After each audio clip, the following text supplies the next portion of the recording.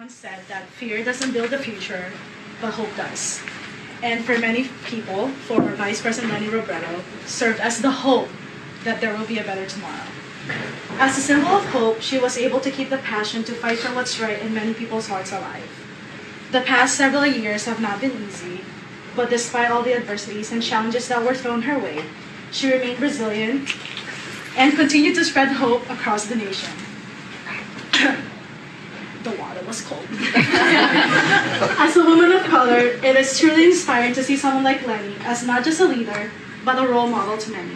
It's not important what you look like or where you came from, but what truly matters is having a vision for change and the courage to fight for it. As a Filipino immigrant, I hold the Philippines very dear to my heart, so I would like to extend my gratitude to former Vice President Leni for never giving up on the Philippines and for loving the country and its people with all her heart. Thank you, Leni, for the opportunity to learn from you, and I'm sure everyone else feels the same. As they say, time is one of the greatest gifts you could give someone, and I will always cherish. I can't speak. And I will always cherish the time spent with you. I hope you had an amazing time here, and I look forward to what you have in store for us in the future. Thank you. Yay!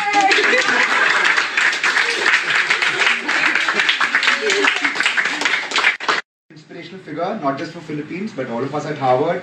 You stand for dignity in the face of indecency, democracy in the face of authoritarianism, and constitutionalism against arbitrariness. We admire you for your sense of fairness and justice, and resolve against the most vicious attacks seen by anyone. I personally admire you for your belief in institutions and the power of the people, and your willingness to sacrifice. I mean, by refusing to contest the election results, you've become an example for all future elections. And usually people become statespersons when they're in government, but you've become a statesperson while you're in opposition. And you've influenced us all to fight the good fight for the values of democracy, truth and justice. So, you understand correctly that people in fledgling democracies need not just good winners, but also good losers. And you're willing to trust the system and handhold it to help it evolve. And that is something that we all need in the global south. Because I'm taking a column writing class in HKS. And I thought about writing a column called The Leni Robredo Effect. Oh. I know it's a very tacky title. This is still a draft. But I'm shamefully using this afternoon as a forcing mechanism to get a column done and submit it. It was apt to share it this afternoon. Obviously, ma'am, feedback is obviously welcome. This is a draft. So you can edit this. The Leni Robredo Effect. Around a decade ago, there was an inspiring wave of young people entering the government in the Philippines. The call to action was thematically simple, born out of a common frustration from the idealistic youth. If you want to change the government, join it. I was one of these idealists. I rolled up my sleeves and joined the government. There's a lot to say about my brief time there, but the biggest gift that experience gave me was an inspiring list of role models. Hold the line. But here this afternoon, there is also much to say about what Leni Robredo means for people like me. Filipinos who have struggled with the choice of temporarily leaving the country when our country probably needed us most. Filipinos who have observed her journey from a frustratingly far distance. Filipinos who perpetually struggle with the change we can possibly make back home, with or without a Harvard degree. When the news came out that Leni was appointed as a Hauser Leader, my social media platforms went abuzz. Thankfully, for good reasons. An electric feeling pervaded the Filipino community here. Friends started to ask, what does this mean? Will she be there? How long will she be there? Is she teaching a class? Will you take the class? Oh my God, we should take it. Should we have dinner with her? Can we have dinner with her? Oh my God, which restaurant should we take her to?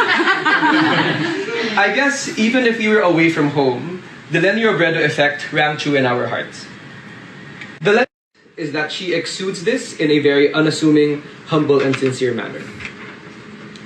Yes, her office had consecutive years of the highest audit ratings for her entire term. Yes, despite limited resources, her office was able to uplift thousands of lives at the fringes of Philippine society. Yes, she has mobilized millions of volunteers through the pandemic and through her inspiring campaign. And yes, while she may have lost the election, she has won the hearts and minds of people around the world. And today, she is here with us in Harvard to share her story, to share our story. In a world that often dilutes the significance of our country halfway across the globe, Leni's presence here, and if I may add, perfectly timed after Maria Resa's presence here last year, is for me a very stark signal that we are sending. That the Filipino story matters, that the world is listening, and that we will start doing something about it. While I am not the appointed spokesperson of all the Filipinos here today, Make sure to get one picture with the three of us. Yes! She didn't know any of this was happening. Thank you so much for the many weeks that you've spent with us, sharing in many ways, and by the remarks you can see that how deeply you've touched everyone in the community. This is nothing compared to what you've given us, but I just wanted to give you a little bit of small gift, and if you'd like to say a few words, that's fine. If not, we can get back to partying.